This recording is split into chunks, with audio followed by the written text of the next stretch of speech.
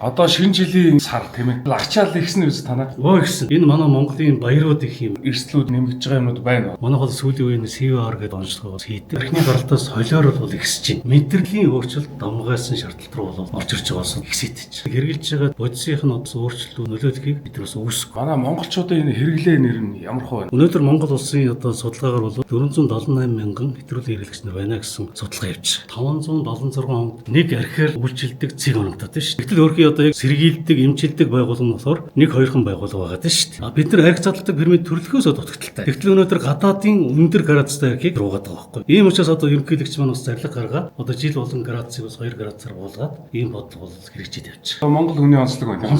Бид нар 2-оос 10 градусын цогтруулгантайг бол задлах тийм чадaltaй эргэнтэнт явсад байхгүй. Одоо айр, шими архи хоёр л байна. Бидний илэг бол цагт 10 грамм этанол одоо ялгаруулах, спиртийг задлах одоо тийм хүчин чадалтай эргэнтэнт явсад. Бөөд очихны очиж янз бүрийн эмчилгээ тарай хийлгэж бай. Ховс эмчилгээ ингээл ярьдаг. Хамгийн одоо үр дүнтэй арга нь юу вэ? Сэтгэл заслын эмчилгээ, эмийн эмчилгээтэй хавсарсан загвар бол өнөөдрийн Монголын нөхцөл бол хамгийн үр дүнтэй явж байна. Танахаас яг ингээд архинаас гарах одоо курс эмчилгээ тийм юм байгаа. 2018 онд энэ сайн сэтгэл эмчилгээнийхээ одоо суурийг тавьж эхэлсэн. Пакистаны доктор Талата Бит гэдэг докторийн эмчилгээг сууршуулад явж байна. 58 дахь төгсөлтөө бол саяхан хийлээ. Ингээд 1200 хүн хамрагдсан. Бас 80% үр дүнтэй явж байна. За баярлалаа танд. За баярлалаа.